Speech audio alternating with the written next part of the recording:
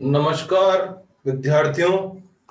कल हमने फ्रांस की राज्य क्रांति के बारे में बेसिक आउटलाइन पढ़ी थी और उस बेसिक आउटलाइन के आधार पर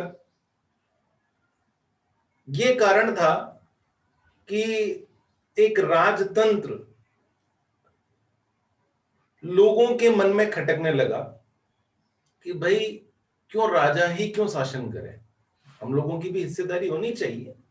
और बहुत अच्छी बात है, हिस्सेदारी वास्तविकता में होनी चाहिए, क्योंकि बिना जनता की हिस्सेदारी के कोई राजतंत्र पोषित नहीं हो सकता, उत्कर्षतम नहीं हो सकता, उच्चतम नहीं हो सकता। जैसे गणतंत्रात्मक शासन होते हैं, गणतंत्रात्मक शासन का अर्थ आप समझते ही होंगे कि राजतंत्र की जगह पर जनता का शासन, राजा की जगह जनता का शासन, हम लोगों का शासन। वैसे चुने हुए प्रतिनिधि भी राजाओं जैसे ही व्यवहार करते हैं।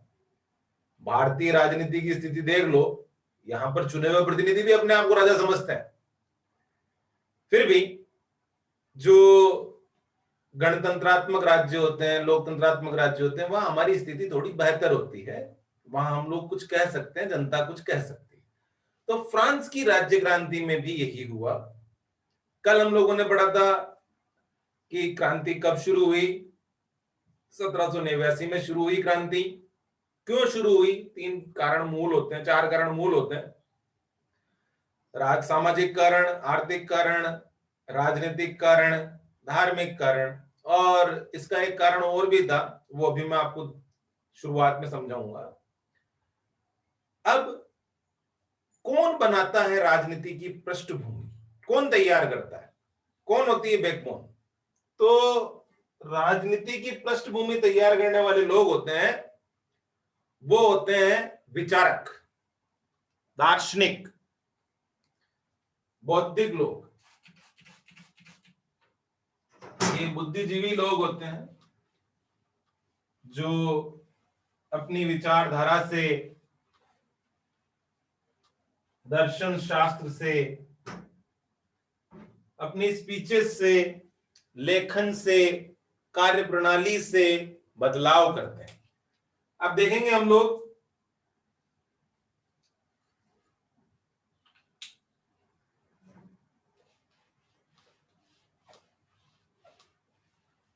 1789, 1789,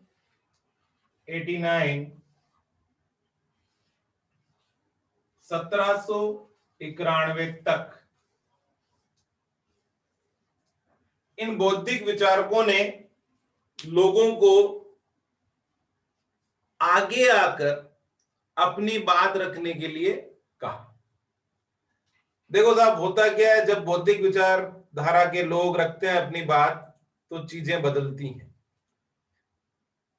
और निश्चित तौर पर चीजें बदली। कैसे बदली? ये जो दार्शनिक थे, John Locke, Jean Jacques Rousseau और मॉन्टेस्क्यू, इन लोगों ने एक ऐसा आंदोलन खड़ा किया, वैचारिक आंदोलन, अपनी विचारधाराओं से। जैसे देखिए, सोशल कॉन्ट्रैक्ट में रूसो ने कहा कि मताधिकार लोकतांत्रिक के सबको मिलना चाहिए। मॉन्टेस्क्यू ने कहा कार्यपालिका व्यवस्थापिका न्यायपालिका होनी चाहिए। जॉन लॉक ने कहा कि स्वतंत्रता के बिना तो कुछ संभव ही नहीं है। अब ऐसी स्थिति में आप देखिए कि विचारक विचारधारा ला रहे हैं, लेकिन गरीब व्यक्ति इनकी विचारधारा नहीं समझते थे। न तो वो राजनीति समझते थे, न इनकी विचारधारा। क्यों? क्योंकि उनके लिए जीवन जीना ही बहुत कठिन काम था, बहुत मुश्किल काम था कि जीवन कैसे जिया जाए। फिर भी मध्यम वर्गीय लोग, जो समझदार लोग थे, उन्होंने क्या करा? इन दार्शनिकों के विचारों को अपने जीवन में आत्मसात किया।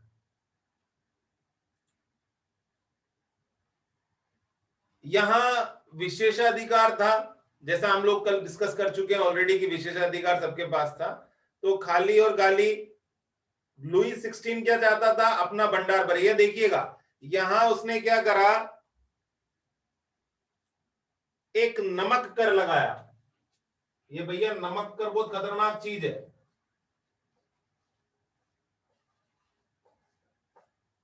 सात वर्ष से ऊपर की आयु के हर व्यक्ति को नमक पर कर देना पड़ेगा।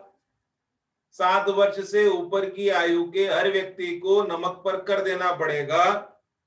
अब देखो साहब, ऐसा हो शक्कर हो तो गरीब और अमीर में थोड़ा डिफरेंस हो सकता है कि भाई गरीब शक्कर कम खावे, अमीर शक्कर ज्यादा खावे, कि 2 मुट्ठी ज्यादा डाल दो शक्कर तो खा लेते हैं। पर ऐसा थोड़ी कि अमीर व्यक्ति 2 कटोरे ज्यादा नमक डाल दो खा ही नहीं सकता। तो नमक का जो कर था, उस कर ने सबको एक साथ कर दिया, एक प्लेटफॉर्म पे ले आए। हमारे यहाँ की राजनीति में भी यही हुआ, जब ब्रिटिशर्स ने नमक कर लगाया और महात्मा गांधी ने सविनय अवज्ञा आंदोलन के दौरान, दांडी यात्रा के दौरान नमक कानून तोड़ा, तो लोगों को एक प्लेटफॉर्म पे लेके आ गए। यही चीज कहां हुई? फ्रांस में हुई। जब उन्होंने नमक पर कर लगाया तो लोगों ने कहा ये तो एसेंशियल गुड है, सब लोगों के यूज में आती है। भाई मैं अगर गरीब हूं तो नमक तो उतना ही यूज करूंगा, चाहे मैं अमीर हूं तब भी उतना ही यूज करूंगा। तो गरीब और अमीर का कोई डिफरेंस नहीं है नमक खाने में। नमक खाने में कोई डिफरेंस नहीं होता। शक्कर तो अपन ज्यादा डाल के खा सकते हैं, भाई अमीर आदमी है 4 चम्मच ज्यादा डालूंगा, अमीर आदमी हो, नमक 4 चम्मच डाल के खा देंगे, दाल का दूध नहीं फेंक दे। ऐसी स्थिति को, लोगों को एक प्लेटफॉर्म पे लाने का काम किसने कर दिया? लुई 16 ने खुद ही कर दिया, नमक कर लगा के। तो ऐसी स्थिति में विचारकों ने, जो विचारक थे, उन्होंने लोगों से कहा कि भैया ये गलत हो रहा है।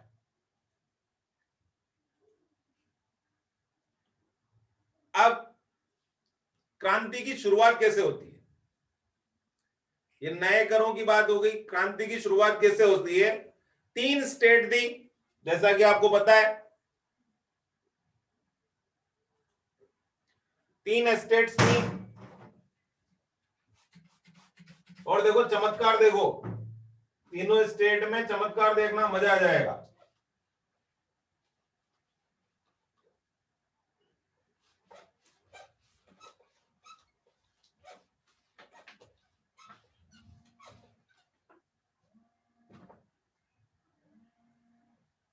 तीनों स्टेट्स में चमत्कार देखिएगा, मजा आएगा आपको।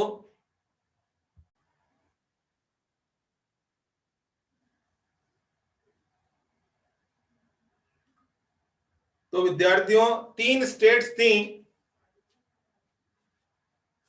फर्स्ट स्टेट, सेकंड स्टेट और थर्ड स्टेट।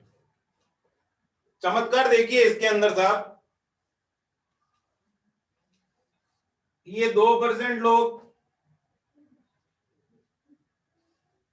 ये बेचारे 90% लोगों पर शासन करते थे। और वोटिंग परसेंटेज कैसा था? इस स्टेट का 1 वोट, इस स्टेट का 1 वोट, इस स्टेट का जितने जने उन सब का 1 वोट। और सब इन एक एक वोटों से क्या होता था कि हमेशा रेस में क्या निर्णय रहता था? 2 वोट किसके पक्ष में? राजा के पक्ष में 2। और बेचारे हमेशा इनका विरोध करते थे, तो 2-1 से जीत जाते थे। जैसे आपने हिम्मत वाला पिक्चर देखी हो, तो उसमें क्या होता है, एक शेर सिंह नाम का व्यक्ति होता है, वो चुनाव में एक अकेला ही व्यक्ति होता है जो चुनाव लड़ता है, और वो चुनाव लड़कर क्या होता है, वही जीतता है। जैसे रेस में है, कोई बच्चा सेकंड आए और घर पे आके कहा मम्मी मैं सेकंड आया, तो वो पूछेंगे कि भाई रेस में सेकंड आया, बहुत अच्छी बात है बेटा। वो समझदार आदमी पूछ ले बेटा दौड़ने वाले कितने थे? कि 2 जने ही थे। तो ये स्थिति यहां पर थी कि हमेशा क्या होता था, 2 मत किसके पक्ष में रहते थे? राजा के पक्ष में, 1 मत बेचारे इनके पक्ष में, तो तकलीफ हो जाती थी। बात समझ में आ गई होगी? बढ़े आगे।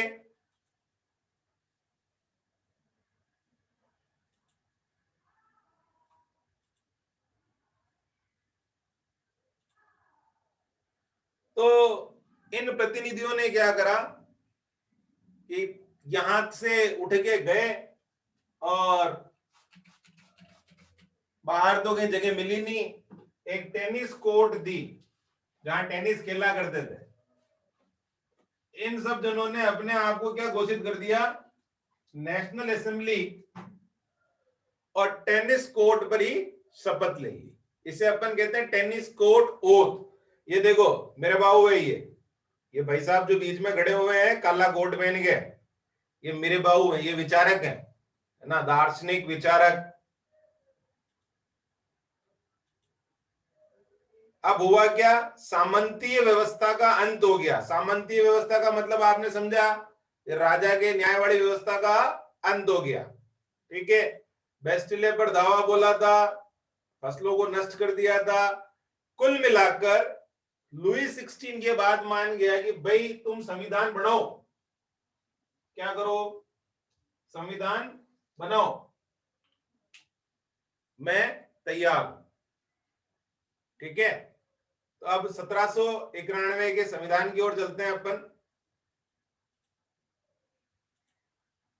ये देखो साहब, ये बहुत बढ़िया, ये मतलब ऑन पेपर तो इतना बढ़िया संविधान बनाया, देखकर यूं लगे भारत की क्रिकेट टीम। ऑन पेपर तो हमारी क्रिकेट टीम कितनी बढ़िया होती है, और जब जहां बाहर जाते हैं ऑस्ट्रेलिया में तो क्या करते हैं, स्लिप में प्रैक्टिस करा के आते हैं, ले भैया कैच, चलो तू चल में आया है। दूसरे दिन में पेड नहीं पहने उससे पहले दूसरे दिन खड़ा हो जाता है।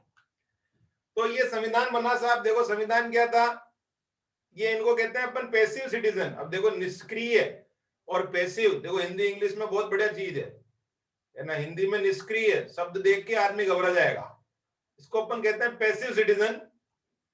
इनको मताधिकार का प्राप्त नहीं था। ये लोग क्या करते थे कि भैया मताधिकार नहीं, ये है एक्टिव सिटीजन। तो एक्टिव सिटीजन की जनसंख्या कितनी थी, 2.8 करोड़ लोग। ये 40 लाख लोग थे जिनको मताधिकार का प्रयोग कर सकते थे। ये क्या करते थे, 50,000 पुरुष चुनते थे। देखो फिर मेल डोमिनेशन है, फीमेल डोमिनेशन नहीं है, मेल डोमिनेशन है यहां पर भी। ये 50,000 पुरुष चुनते थे।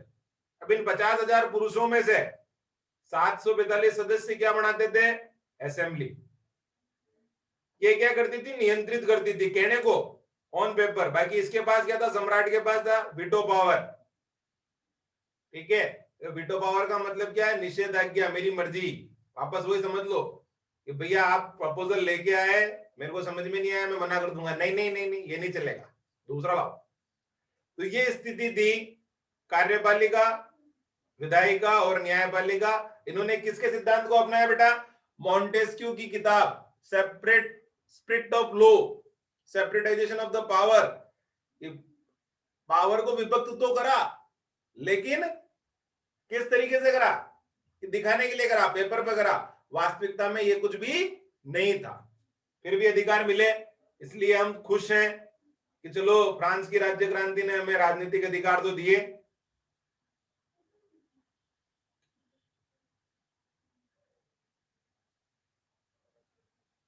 मॉर्सिलेस, ये भाई एक राष्ट्रीय गीत बना फ्रांस का। यहां पर भी एक छोटा क्वेश्चन बनता है सब एग्जाम में, ये मॉर्सिलेस क्या था। तो मॉर्सिलेस क्या है भैया, राष्ट्रगान है फ्रांस का। कब बना था, 1789 के क्रांति के समय से शुरू हुआ था। लोगों ने 1792 में बहुत गाया इसको कि ये किसके विरुद्ध था, कुलीन जनता के विरुद्ध था। कुलीन का मतलब समझ जाओ, राज परिवार। छोटे छोटे क्लबों का निर्माण हुआ, 2 क्लब थे। यहां पर ये जानकारी देना ज्यादा महत्वपूर्ण है क्योंकि आपने खाली एक ही क्लब का नाम सुना, जैकोबिन। 2 क्लब थे, जेरोविस्ट और जैकोबिन। 2 क्लब थे साहब, जेरोविस्ट और जैकोबिन। जेरोविस्ट जो क्लब थे वो राजतंत्रात्मक गणतंत्र में विश्वास रखते थे। कुछ हद तक राजा का शासन, कुछ हद तक गणतंत्रात्मक शासन। पर ऐसी स्थिति क्या करती है बेटा, कंफ्यूजन क्रिएट कर देती है कि भाई ना इधर भी चलेंगे ना इधर भी चलेंगे, किधर ही नहीं चलेंगे, है ना। तो ऐसी स्थिति में जैकोबिन्स आए। जेरोविस्ट के पैरेलल कौन आए हैं, जैकोबिन्स आए। जैकोबिन्स ने क्या कहा कि भैया राजा का तो नहीं चलेगा, गणतंत्रात्मक शासन चलेगा, गणतंत्रात्मक शासन ही काम में लिया जाएगा। चाहे किसी भी स्थिति में हो।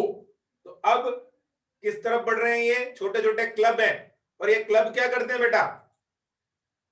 क्लब, पॉलिटिकल क्लब क्या करते हैं? जाकर डिस्कस करते थे कि यहाँ सेंट जेकब के नाम पर इस क्लब का नाम रखा गया, यहाँ सब लोग आपस में आकर अपनी बातें डिस्कस करा करते थे। ये अपन कह सकते हैं अपने गप्पे लड़ाने की जगह, है ना? जैसे अपन लड़ाते हैं, पढ़ते तो कम है, गप्पे ज्यादा लड़ाते हैं, आओ बातें करें। थोड़े दिनों बाद ये कॉन्सेप्ट भी चलेगा बेटा, कि कहीं पर एक जगह खुलेगी, वहां लिखा हुआ होगा आओ बातें करें। तो बातें करने के लिए भी तो जगह चाहिए, काम तो अपन करते ही हैं।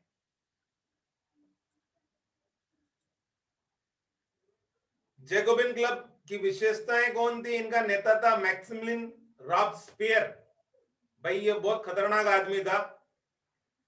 और ये जो आजकल जो पहनते नहीं पहनते तुम, वो बिचेस बिचेस नहीं बिचेस, ये जो पेंट है, फुगे वाली पेंट है, ये फुगे वाली पेंट लाने का काम इन्हीं का है। उटपटांग कोट और फुगे वाली पेंट है, बलून जो पहनते हो तुम लोग, नी बिचेस, नीचे से बिल्कुल टाइट और ऊपर से फुली फुली। ये फ्रांस की राज्य क्रांति से आई है। जो हम लोग कहते हैं ना कि हम तो बिचेस पहनते हैं, बिचेस, ये जो बिचेस है ये आई कहां से? फ्रांस की राज्य क्रांति से आई है। और कौन पहनते थे? जैकोबिन्स पहनते थे। अपने आप को डिफाइन करने के लिए, अपने आप को अलग बताने के लिए ये लोग ये पहना करते थे। और लाल रंग की टोपी पहनते थे जो स्वतंत्रता का सिंबल था। पर महिलाओं को ये करने की भी आजादी नहीं थी।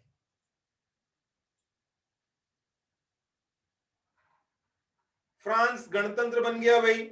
नए चुनाव में 21 वर्ष से ऊपर के सभी आयु को क्या कर लिया गया कि भाई अवसर दे दिया गया कि आप मतदान कर सकते हैं। अब देखो साहब, राइजन ऑफ टेरर कहते हैं इसको।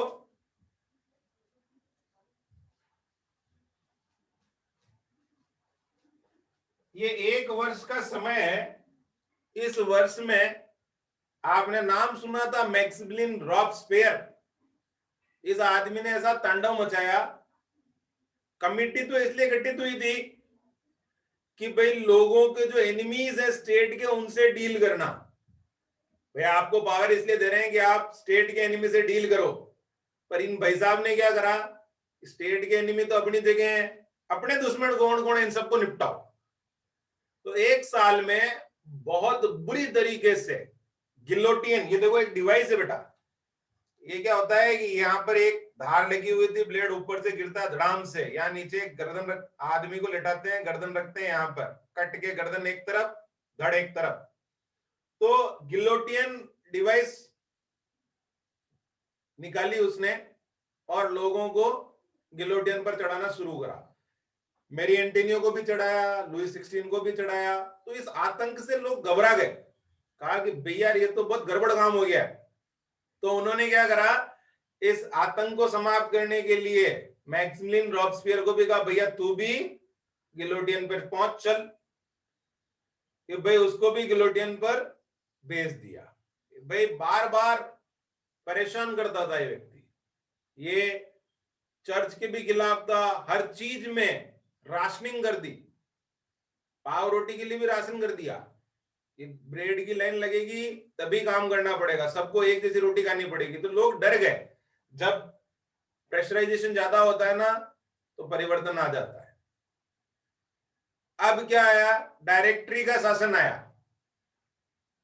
डायरेक्टरी रूल आ गया। मध्यम वर्ग के लोगों के पास सत्ता आ गई और डायरेक्टरी का शासन शुरू हुआ। डायरेक्टरी ने भी, महिलाओं की स्थिति कोई विशेष अच्छी नहीं थी।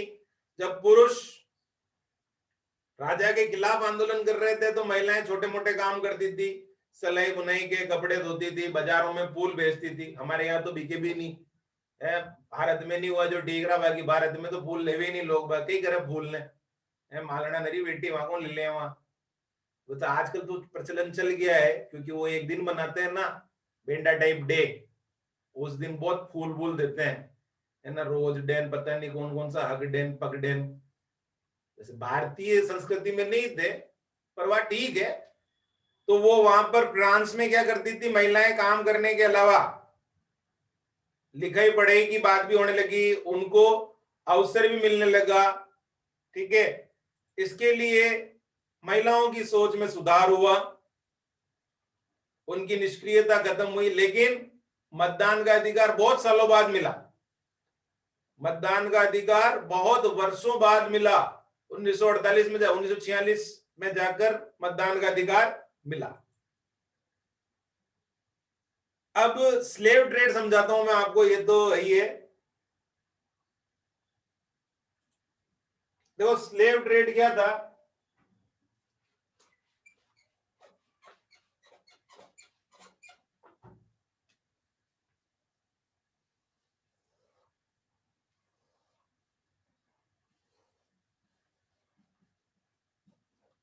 France, Africa, America. देखो भाई करते क्या थे, ये फ्रांस वाले जाते हैं यहां से जहाज में बैठ के अफ्रीका, यहां से गरीबों को लेके आए थे और इनको फिर लेके जगह ले जाके बेचते, अमेरिका में ले जाके बेचते, और 3 महीने तक जहाज में हाथ पैर बांध के पटक देते थे, खाना खाने के लिए छोड़ देते, वापस सोने के लिए जंजीरें बांध बांध के पटकते थे। बहुत बुरी स्थिति में, बहुत बुरी स्थिति में इन दासों को रखा जाता था और फिर ले जाके इनको बेच दिया जाता था। तो जब नेपोलियन बोनापार्ट, जब संविधान बना इनका 1791 में, तो इन्होंने इसको प्रपोजल को रखा था 1793 में कि भाई ये दास व्यापार का अंत होना चाहिए, जो नेपोलियन के आने के बाद होता है। उससे पहले तो दास प्रथा प्रचलन में रही और लोगों को दास बनाया गया। ये चाहते थे कि भाई माल ढुलाई में ये लोग काम में आएंगे। नेपोलियन बोनापार्ट ने ही दास मुक्ति लाया, और नेपोलियन बोनापार्ट के बारे में बता दूं आपको, 1799 में 1799 में उसने कहा कि डायरेक्टरी कुछ काम नहीं कर पा रही है, ये मध्यम वर्ग के लोग भी, क्योंकि सहयोगी रहे हैं राजतंत्र के, तो इनका भी काम करने का तरीका ठीक नहीं है। तो उन्होंने क्या करा, यहां हम देखते हैं नेपोलियन बोनापार्ट का, देख लेते हैं थोड़ा सा। बहुत अच्छा व्यक्ति था नेपोलियन बोनापार्ट। अगर कहते हैं ऐसा कि वाटरलू के युद्ध के पहले मर जाता तो दुनिया का सर्वश्रेष्ठ सम्राट होता, दुनिया का सर्वश्रेष्ठ सम्राट होता। वैसे ज्यादा नहीं है आपके नेपोलियन बोनापार्ट पर, एक अलग वीडियो है मेरा, पर अभी जो समझा रहा हूं वो समझें आप। 1799 डायरेक्टरी रूल को खत्म करा। 1804 में नेपोलियन संहिता बनाई इसने। 100 कानून थे, सिंपल भाषा में समझो कि इसने बोल के डिक्टेट करके कानून लिखा है। लोगों को कहा कि भाई आपको क्या करना है, इन कानूनों की पालना करनी है। कैसे करेंगे पालना, कि भाई एडमिनिस्ट्रेटिव चेंज करे इसने, कि जो पहले सब जगह बिगड़ा हुआ था मामला, मान लो आप 5 किलोमीटर दूर जा रहे हो, नियम चेंज, 20 किलोमीटर दूर गए फिर नियम चेंज, नापने के संसाधन चेंज, तोलने के संसाधन चेंज, एक जगह 1 किलो, एक जगह 1 किलो 10 ग्राम, एक जगह 990 ग्राम। आदमी का कंफ्यूजन ही कंफ्यूजन, क्या बना रखा था। तो नेपोलियन बोनापार्ट ने क्या करा, एडमिनिस्ट्रेटिव चेंज करे, जिसे अपन नेपोलियनिक कोड कहते हैं। 1804 में ये प्रशासनिक सुधार नेपोलियन बोनापार्ट लेकर आए। इन प्रशासनिक सुधारों के कारण इसकी एक बाहर छवि बनी, और फिर इसने क्या करा, फ्रांस के बाहर के जो राज्य थे, जो उपनिवेश थे, उन पर इसने कब्जा करना शुरू करा। अब सब कुछ बढ़िया चल रहा था, सब कुछ अच्छा चल रहा था, लेकिन हुआ क्या कि जब हम ज्यादा अच्छी स्थिति में होते हैं तो हम गलतियां करते हैं।